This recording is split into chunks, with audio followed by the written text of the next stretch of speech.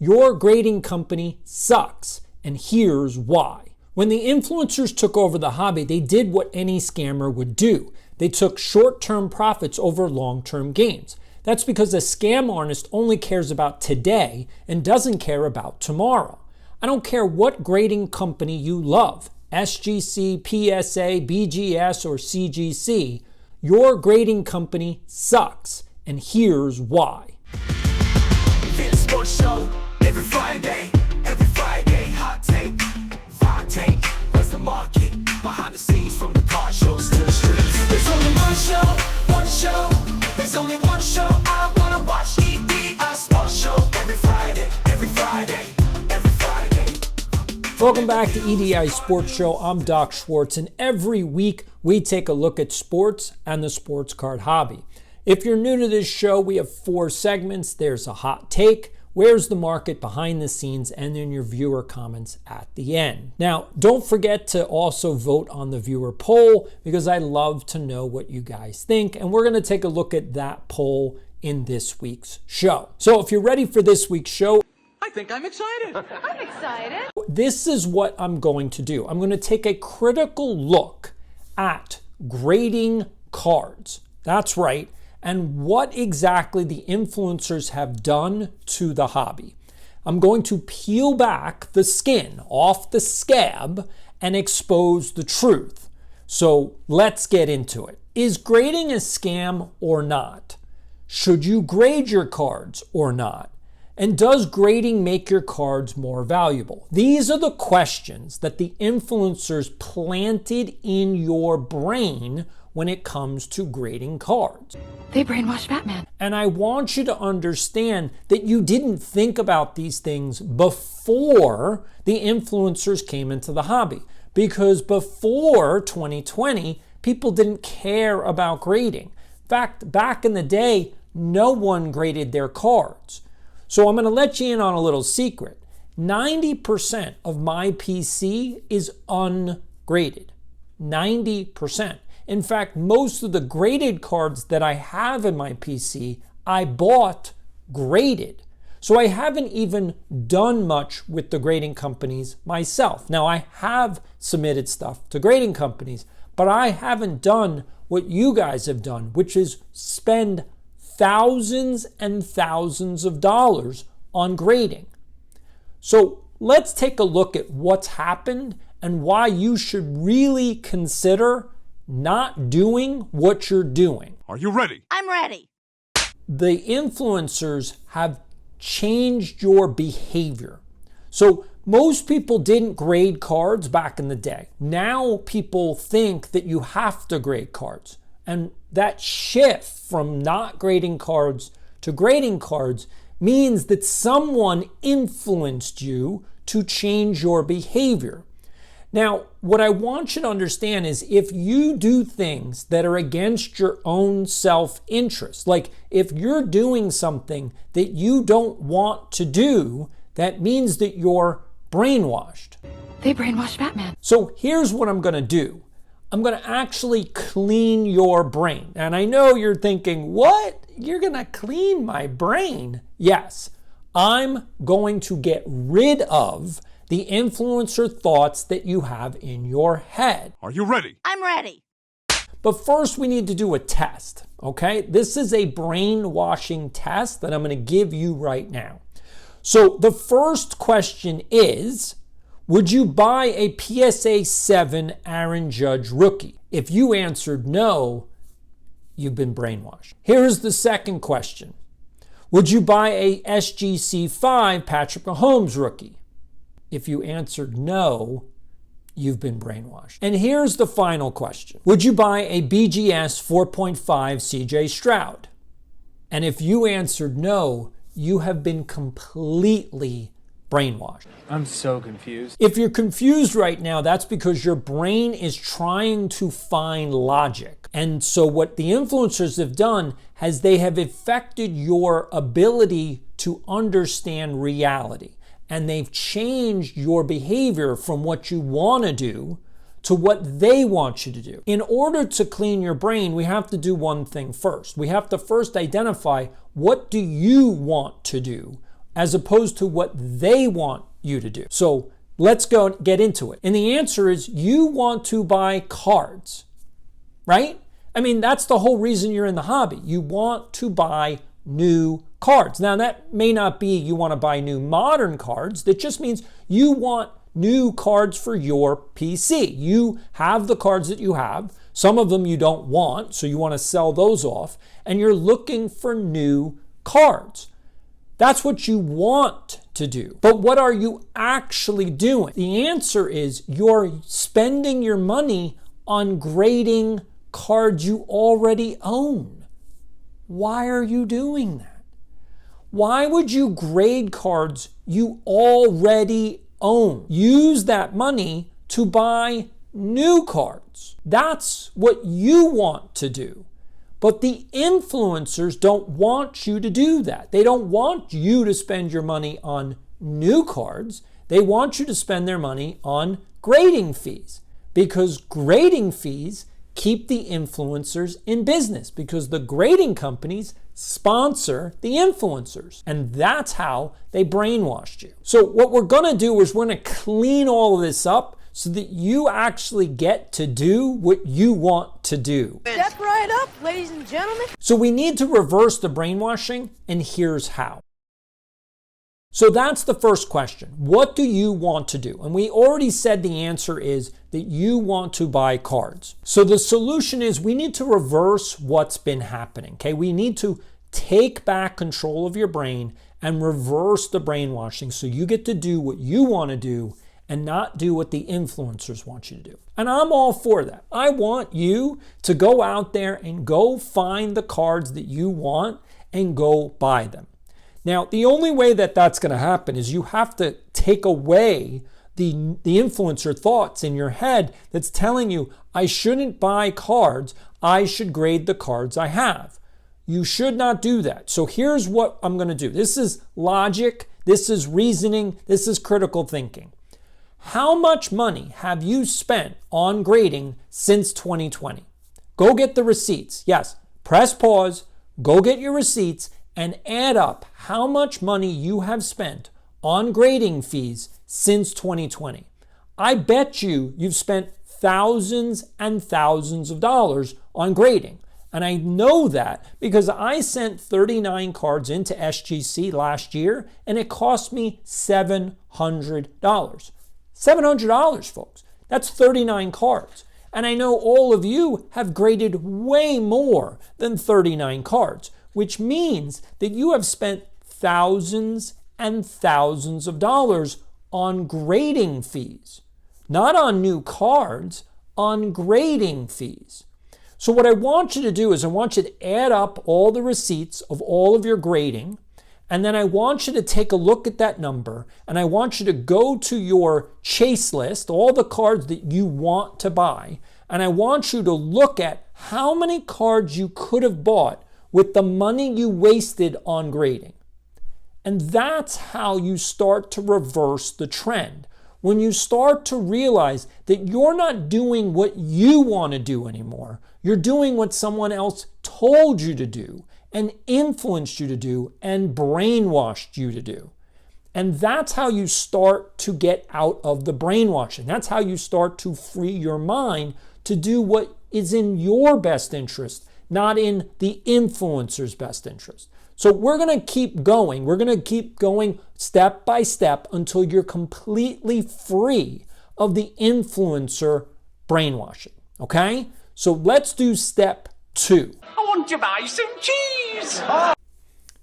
No, you want to buy cards, not cheese. So this is how we're going to get there. How do you get to I want to buy cards? How do we get your brain to focus on what you want to do? And you want to buy new cards. That's what you want to do. It's not what I want to do for you. It's what you want to do for yourself.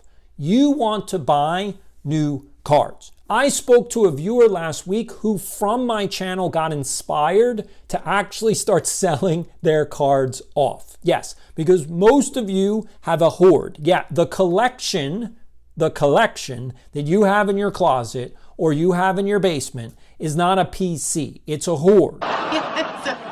idea.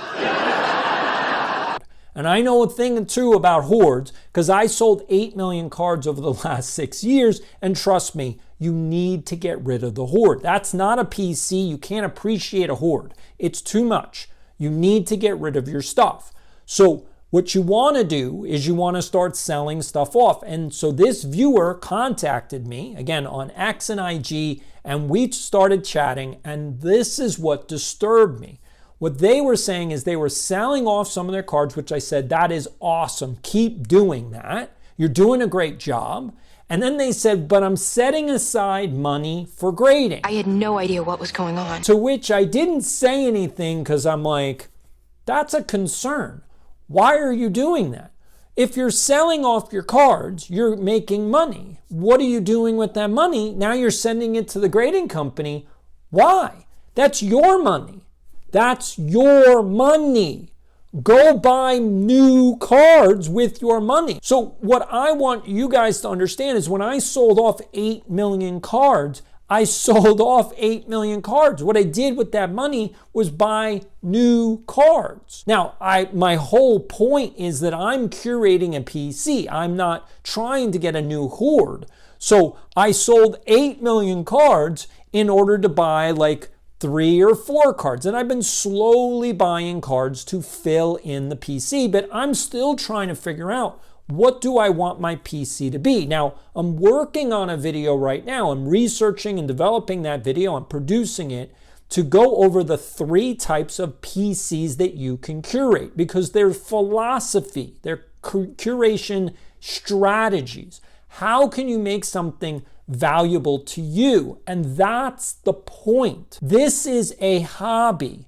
Your PC should be valuable to you. It shouldn't be valuable to someone else. It needs to be valuable to you. And the influencers want you to turn into some kind of museum or something. I don't know.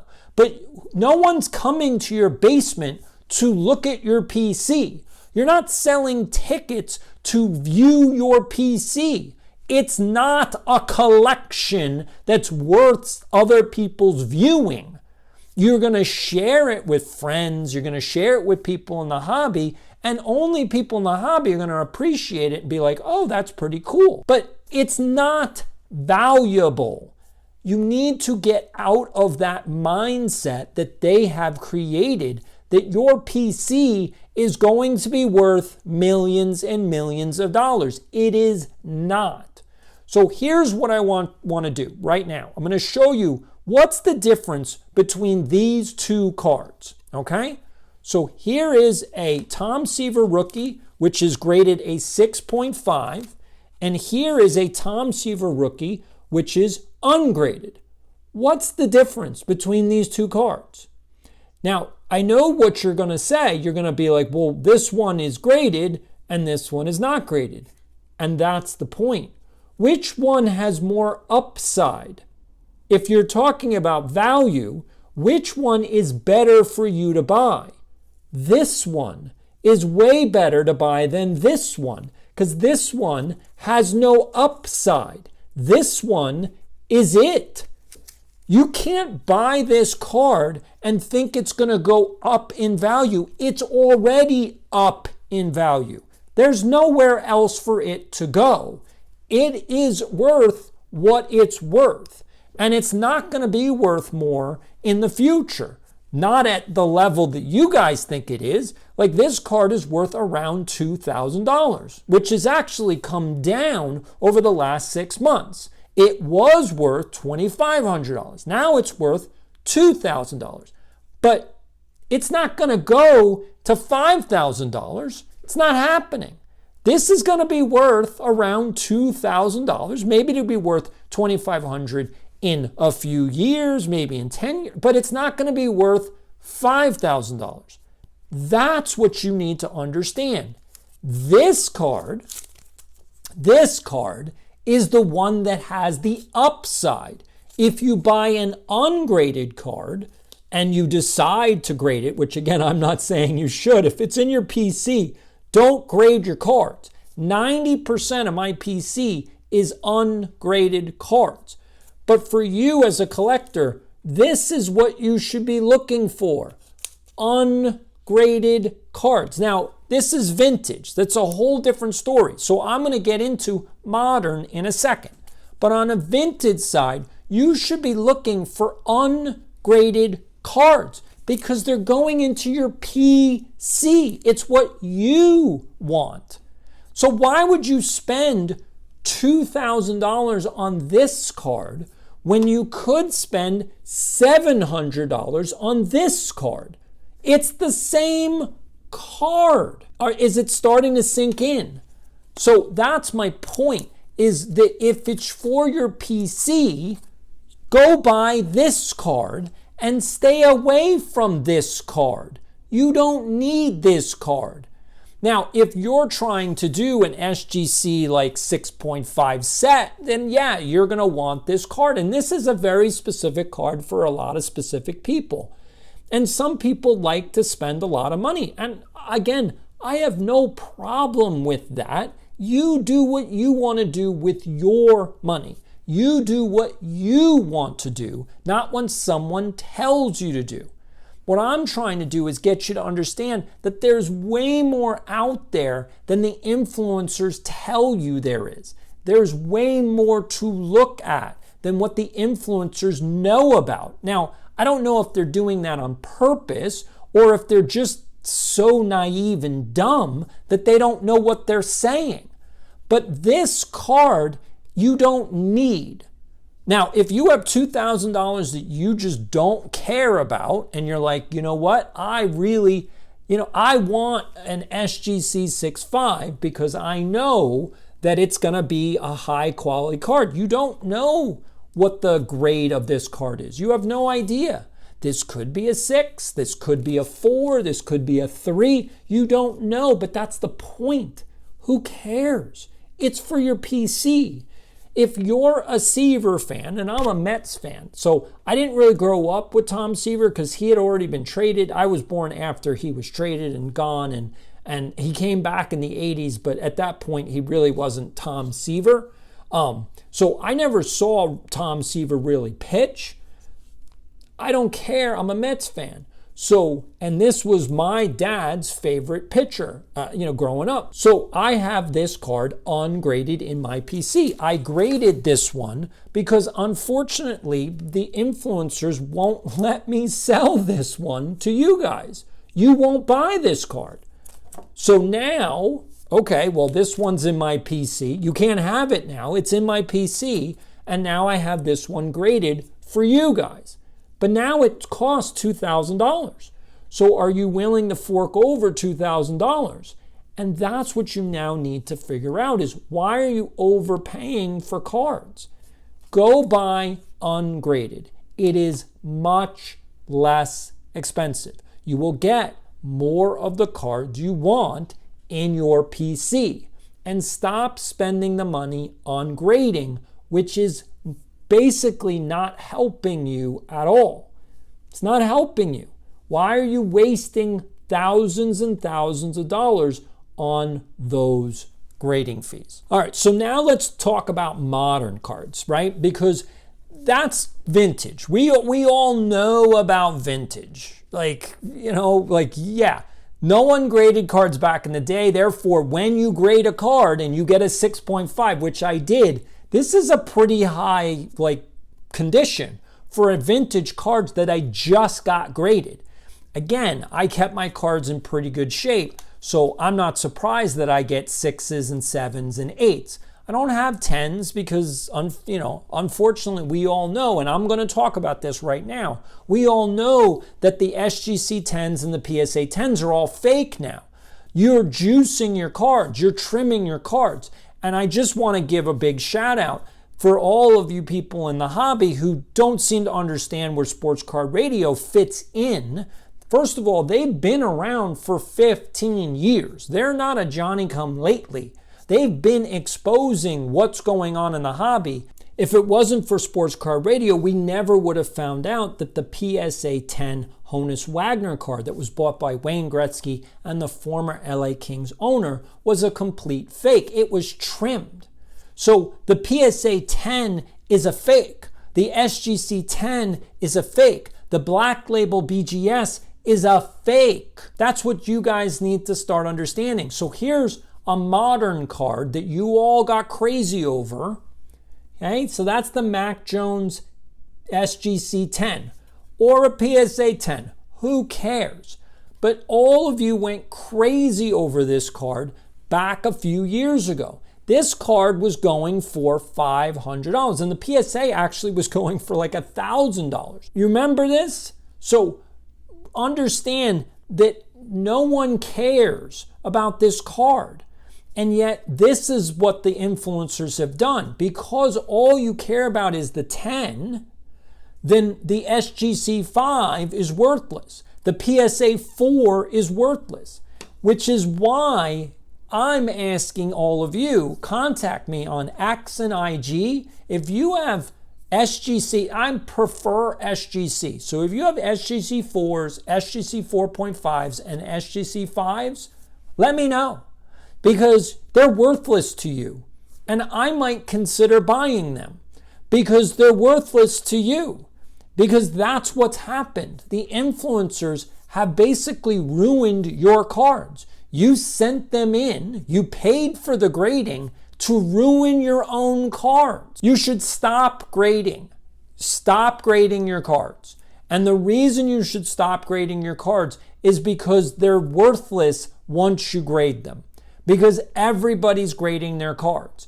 And the whole point of grading was not to bring some kind of value to it. It was to protect the card and to tell you what the actual condition of the card was. Gaming the system now means that your graded cards are worthless. If I want an authentic graded card, I'm looking at 5s. I'm looking at 6s. And that's because no one is on purpose grading a 5 or a 6. You get a 5 or a 6 from a grading company, you made a mistake. You sent in a card and were like, oh my God, what did I do? It's worthless to you. It's actually worth less than an ungraded card, which is good for me because that's an opportunity for me to come in and say, I'll give you $1 for your card. You've lost all your money. You've even lost the grading fees. So I can pick up the card for less than you graded it for. That's a good opportunity for me because I can sell those cards at any point. Now, I'm only going to take cards that I think will work in my PC, but I could be wrong. But I'm willing to spend $1 on a PSA or an SGC 5 because who cares? It's $1 and you've already gotten it graded. And once the brainwashing wears off, and all of the influencers are going to have a real problem because their cards are not coming back 10s anymore. They need the juice in order to make them 10s, which means that now a 10 is no longer trustworthy.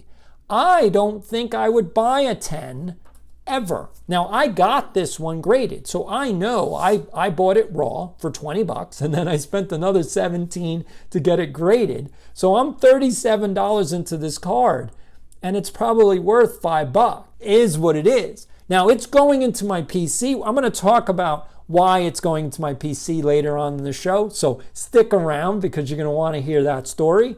But basically, that's going in my PC. So for $37, it's fine. I don't care. But you guys need to be more aware. So you're buying these Wembys, you're buying these CJ Strouds, you're buying all of these cards and you're paying up for the cards and you're just going to lose money. You're just going to lose money. If you're in the game for flipping, then you need to understand margins. If you're in the game for collecting, then why are you wasting all your money? Like, I understand that Jeff Wilson has $1 million to waste. That's fine. That's what he wants to do. He wants to throw away money. That's what he wants to do. But why are you doing what he's doing? You don't have $1 million to spend. You don't have $1 million to waste. He has $1 million to just throw out the window. But imagine how many cards you could have bought for that $1 million. Like, I would have I would have any card I wanted for $1 million. Like, I mean, I would just be like, all right, what kind of a collection do I want to put together? Because my collection will never be worth $1 million. There's no way.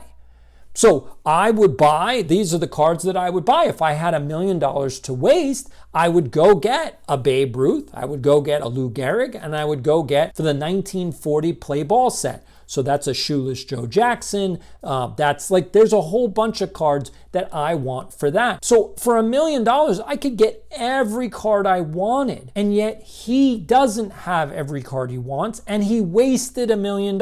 Does that make sense for you? Remember, he's allowed to do what he wants to do. Why are you following his lead? And that's where the brainwashing comes in. You're acting like you're him. Stop doing that. You are you. Your collection is your collection. What you want to buy is what you want to buy. What he wants to waste money on is his business. Let him do whatever he wants to do. And he and all the other influencers now, so Jeff Wilson, Chasing Cardboard, and Card Collector 2 are coming to the realization that they shot themselves in the foot. They took short-term profits against long-term gains, and now they're regretting it. So now they're starting to sell off cards that are ungraded. I bet you didn't realize that. They're selling ungraded cards because the graded market is toast. Because if it's not a 10, it's not valuable. Which is why I'm telling you guys, if you have 4s, 5s, 6s, let me know, because I am interested. I want to know what you've got, because I might buy them off of you.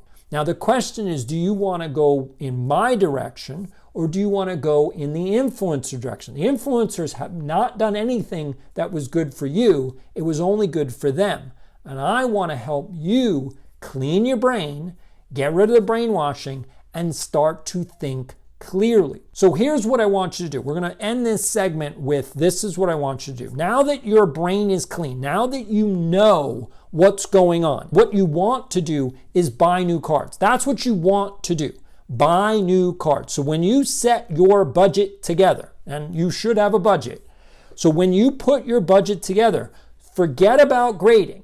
Like literally, just take it off the list. Put your budget together and look at the cards that you want. Now forget about graded cards as well, or look at lower end graded cards and start looking for the cards that you want and really put together, wait a minute, how many cards can I actually buy? So if you want to put aside $500 as a budget for yourself, which is a healthy budget, then okay, how many cards can you get? And make the game every year. If you want to set aside $500 every year, make the game, how many cards can I get for that $500? How many cards? Not can I buy one card? No, how many cards can you get? And that's now the new game. You're going to show your cards to your friends. You're going to show your cards to your community. You're going to show them to other people who understand what you're doing. But you need to curate a story out of your cards so that when you show them off, people go, well, why do you have these? At which point you can then say, well, this is the reason why I collect these cards. And once you have a reason, that makes the collection interesting.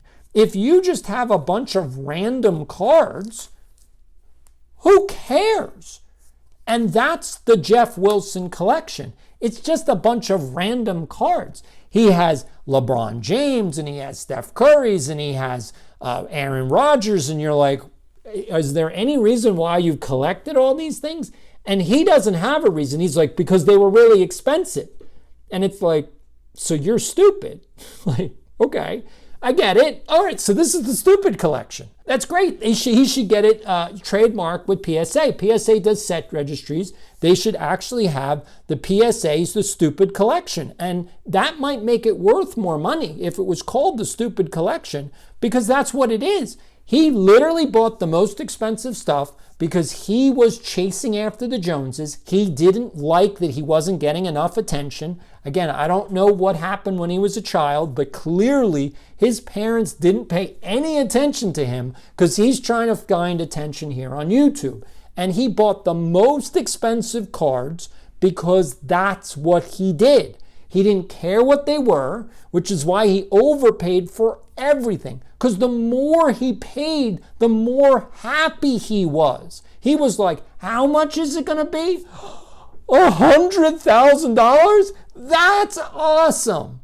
Which means that if you have a card that you want to blow up to a whole nother level, call Jeff Wilson because he loves to just spend money. Now, I'm not going to do any diagnoses. I'm not a psychologist. I'm not a psychiatrist. I'm not doing any diagnoses right here on YouTube. That would be inappropriate. But I'm just telling you right now, he has some psychological problem if that's what he's doing. So all he wants is attention. And you should not be following that toxic behavior. You should be doing what's best for you, which is what this channel is all about. That's what this show is all about. Making your hobby fun for you. Your PC should be valuable to you. Now it's time for Where's the Market? In this week's Where's the Market, I thought that I would go over 3 trends that I love about the hobby, and then 3 trends I do not love about the hobby. So if you're ready, let's get into them. Here's the first one. Debut patches. I think this is the best idea that Fanatics probably has had. I mean, and they've had a lot of ideas. Most of them have been bad, but this one is really good. Now, if you're not aware, debut patches is basically they put a patch right on the sleeve for every MLB or Major League Baseball player in their first game. So every rookie is wearing an MLB debut patch on their jersey, and then it goes back to Fanatics and they cut it up and they put it into a card. This is an awesome idea. I love it. They should not do away with it. This is something they should continue to do. This is awesome. As long as they don't fake the patches, again, use the official ones that were used in the game. So this is the first game that these rookies are playing, and that's going in the card. That is amazing. I think it's awesome. Keep doing that, Fanatics. That is a great trend. Now here's number 2, heritage cards. I don't know if you guys are aware, but Topps started to do this several years ago, and this is what I love. Being able to put modern players on the old style cards. And I showed you this last week. So this is Jacob deGrom in the 1971 style. So that's 1971 Topps, but that's Jacob deGrom. He's a modern player, but this is an old school set. And I like that. I think that kids like that. Here's the problem with it. Again, I don't want heritage to go away. I like what they do. But here's the problem that I have. I don't think they pick one year every year. They're like doing multiple years each year. And I think that's a problem. Just pick one year. So basically, and I think what they should do is they should have the top 100 modern players in whatever design they decide for that year. So if they're going to go 1971, we're going to do the top 100 modern players in 1971, and then I think they should also do the top 100 old timers in the modern look for that year. So kind of reverse it. So the heritage will actually be old school for the modern players and then new school for the old players. Because we need kids to know the names of the older players, because they don't. They don't know who they are. They don't know who Christy Mathewson is. They don't know who Walter Johnson is. They don't know who Al Kaline is. They don't know who these players are. So we need them to know who the players are. And the best way to do that is to put the old players on the new style and put the new players on the old style. That's what I think. But heritage is a great trend, and I love it. Here's the number 1 trend that I like, and that is RPAs. Yes, rookie patch autos. This started not too long ago. We're talking only maybe about 10 years ago did RPA start, and it is an awesome, awesome trend. I love it. Absolutely, please don't stop doing this. Getting a game-used jersey with an autograph on the card, it's just brilliant. It's brilliant. And it really changes the game. This is what used to be cool. But, it's a card. There's nothing wrong with it, but it's just a card. But when you start getting into rookie patch autos, now you're talking about there's a patch, and there's an auto, and there's a picture. It's really cool. So those are the 3 trends that I really, really love about the hobby. Now, here's the 3 things that I think need to be stopped immediately. So here's number 3, manufactured patches. Yeah, I think you all know what I'm talking about. I know why Fanatics did this. Obviously, they had a whole bunch of jerseys that they couldn't sell. If you're not aware, Fanatics is a jersey company, and that's what they do. They bought Topps, they bought Panini, they bought all of these things because they wanted to get into cards. But the problem is they just put patches into cards that don't mean anything. I want game-used patches. That's what I want. I want something that was in a game, that a player wore in a game. Put that in a card. I'm good with that. It's a great trend. Awesome.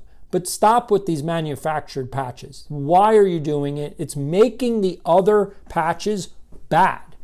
And the reason is, and I'm going to give this to you as a business 101, it's confusing. And the last thing you want to do, especially Fanatics who's trying to 10x the hobby, the last thing you want to do is confuse the consumer. And the consumer's confused. What's a manufactured patch? What's a game-used patch? What's a player-worn patch? You should have one type of patch. That's it. And that's game-used. If it's not game-used, stop doing it. Because once you do that, once there's clarity in the market, then the market goes, ooh, this is nice. But once you start confusing people, you ruin your own game. So Fanatics, stop being stupid and take away the manufactured patches. Number 2 is the auto facsimile. Yeah, I have the list here. So auto facsimile, folks, I don't know how you feel about this, but now that we have autos on cards, here's an auto on card of Greg Jeffries. I sat with him when I think I was 13, so I sat with him and he autographed the cards for me. This is personal to me. But we don't have access to the players like that anymore. And not only that, but it costs between $40 to $90 to get an autograph at a card show. That's a lot of money. So if you can get an on-card auto in a pack or just go to a card show and that's what you're buying, that's awesome. That's a great trend. But here's the problem. Topps, Panini, Donruss, Fleer, you need to stop printing facsimile autographs. Stop printing fake autos. Only real autos. It's the same thing. You're confusing the consumer. Stop doing that. There should never be another signature on a card that's not a real signature. So get rid of it. Now, Topps Chrome did that. They had a whole bunch of facsimile autographs. Stop. It's a bad idea. Or number 1. If this is the worst thing, it's reprints. And again, it comes back to confusion. So all of these things come back to confusion. Topps has been doing reprints for a long time. I've never understood it. I still don't understand it. But maybe that's because they don't know what they're doing. And now that Fanatics owns them, maybe they'll understand what they're doing. I doubt it. I think Fanatics is run by a bunch of morons. So it is what it is. But like I said, if the trend of this heritage is good, then you don't need to do reprints anymore. Just put the old players on modern cards and you're done with it. Why are you reprinting cards that you already printed? It's confusing the market. If you go on eBay, people don't know what's the real card to what the reprint is. It's ruining the hobby. We need to start having clarity. Stop confusing people. It's no-brainer at this point. Stop confusing the consumer. Now let's go behind the scenes. Last week I showed you 121 cards that were in my PC case. Now I'm doing a 300 card challenge and I already know that that's going to be impossible to do, which is why I'm working on a video for the 3 types of collections or PCs that you can create. And one of the things that I want you to be able to do is understand that in order for your PC to really be valuable to you, you need a story. Like, why are you collecting these cards? And once you come up with your story, then the cards that you keep make sense and you should just get rid of everything else. So what I want to do is I want to go over the story that were one of the stories that I'm telling in my PC. Now, back in the day, the way that people used to collect cards was way different than they collect cards now. Back in the day, before 1980, people collected cards because they liked a player or they liked a team. It was a form of fandom. And then in 1980, we got introduced to a guy named Gordon Gekko. Greed is right.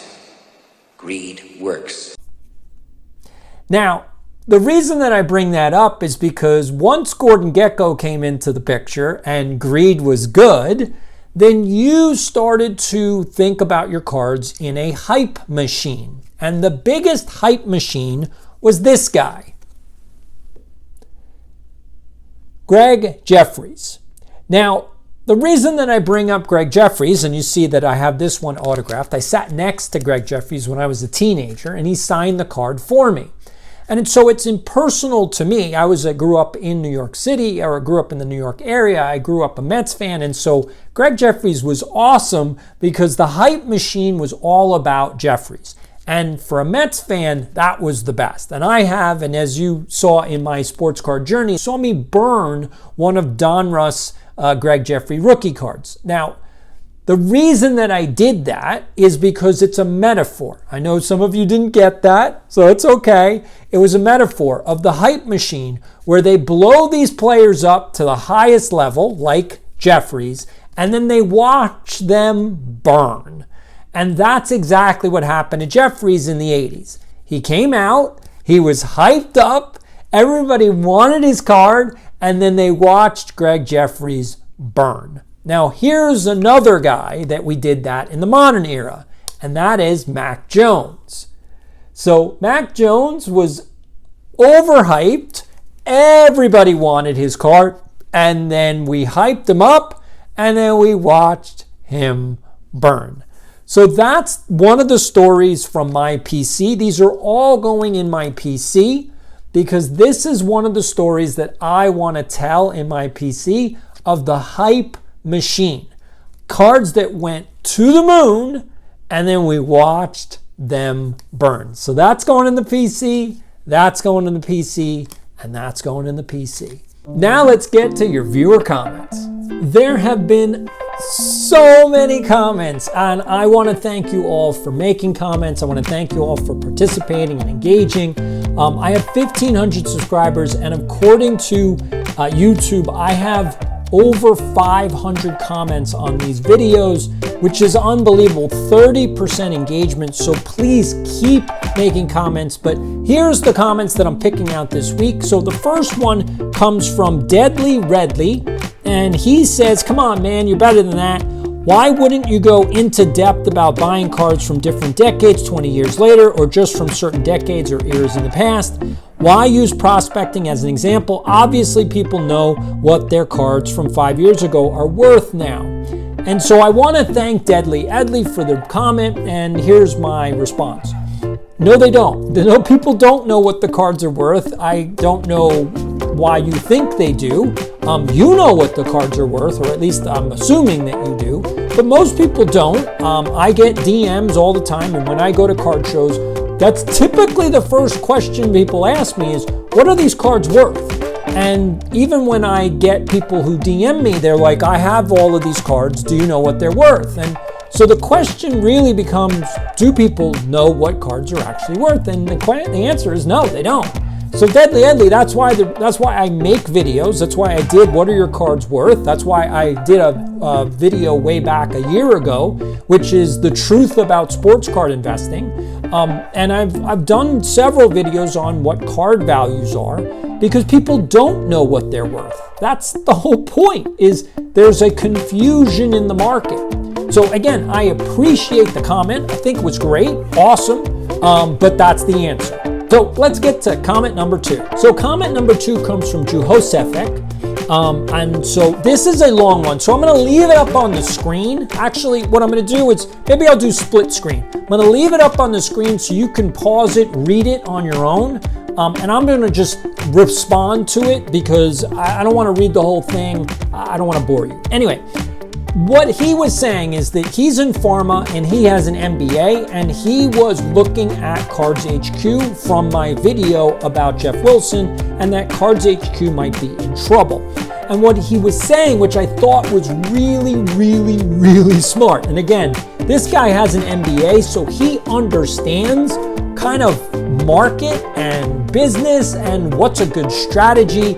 And so we are in agreement with one, that it seems like Cards HQ doesn't have a value proposition. Like, what is the point of the shop? I don't know. Especially the large, like how large it is. It doesn't seem to make sense unless they're realizing, and that's probably what they're realizing, that they're going to move into TCG and Pokemon and really do sports cards. Like, you know, we also sell sports cards. He already knew that from the front of the show. From the front of the shop, he put all of the TCG and Pokemon at the front of the shop, because no one is walking by a sports card shop and going, "Ooh, cool, let me walk in."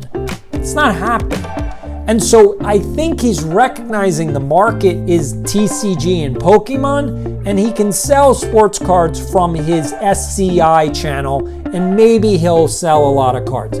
Probably not. But one of the things that this commenter made a point was that he said that he thought some of the ideas were never really a demand in the first place. Like, we didn't need a Cards HQ, but it just was a cool idea to Jeff Wilson. And I think he needed a job. Like, I mean, I don't know about you, but if you've been watching, I've been watching all of these Cards HQ videos. I think they're great because it shows you what it's like to actually work for a living. Now, I don't know really what Jeff Wilson did after he got out of college. I know that he ran an ice cream shop in college, which, again, I appreciate that he was that transparent. So he clearly knows what it's like to run a business. But for some reason, he left that. And I guess because he didn't like the daily grind. He didn't like actually working for a living. And so what happened is he went into something else, and he's lost a ton of money on sports cards. I've done a video already where he lost $1 million on sports cards. So he doesn't know what he's doing when it comes to sports cards. But this is a job, and he gets to go to the shop every day, and he gets to work every day. Now, maybe that's what's saving his marriage, that his wife is like, you got to get out of the house because I'm going to strangle you. It's not the pandemic anymore. There's no more excuses. You need to go get a job. And so he built himself a shop to give himself a job. And if that was the point, then it's probably worth every penny that he's paying, except that he's not really making profit back. He might be making or might be breaking even. But even there, I highly doubt it based on the numbers that he's already done. So did we need a Cards HQ? And the answer is probably not. Burbank Sports Card pretty much has cornered the market on the sports card shop. Like, they sell more cards than anyone else, and they sell them mostly online. At the card shop, I don't know how well their card shop actually does. Like, what's their breakdown of revenue online compared to in-store? And I would think that they probably make way more online than they do in store. But the reason they have the store is because of the back end of the store is their warehouse where they keep all the cards for online. So it makes sense to have a small little shop like a studio in the front where you can display cards so if people want to come. They also have that nice room where they buy cards, and that's the main reason why they have a shop, is to be able to buy collections. But you have to kind of go around the country, and I think Burbank Sports Cards is kind of running into that issue, is they need buyers to go around the country to buy collections. And even Cards HQ, like Jeff Wilson's last video where he was alone at the shop because the other two guys that he's partners with had to go find collections to buy. Now, there's a whole different story. When you run a retail shop, you need a buyer. That's a job. So you need someone who's going out and buying stuff, and that means they need to know, one, how much the actual cards are worth, two, how much you can sell them for, and then you got to work in your margin and then go, okay, well, this is what we can pay for them.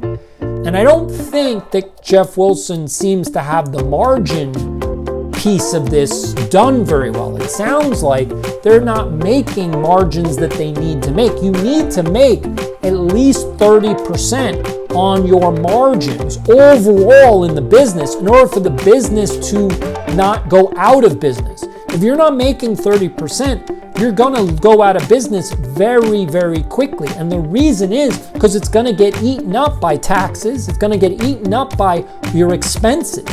You need 30% over what you pay in order to have enough to pay payroll, plus your profit that you can reinvest into the company to buy more product. And if you do that enough over time, that's when you start to build up enough inventory that's already paid for. So now it's just pure profit because you've made back all the money. And that's when the business really kicks in. And that's what Burbank Sports Cards is at. They've been doing this for 40 years. So probably around year 10 or 15, they had already sold all the money back. Like they sold enough cards that most of their inventory that they had in the shop was now pure profit. And so now they could decide, okay, with all the money we have now, how much do we want to spend on new inventory so that they could actually start the next trend going forward in the business? And that's how it works. That's how sports cards work, because your inventory never goes out of style. It's really a matter of storage. That's your problem if you're running a shop, is your storage space.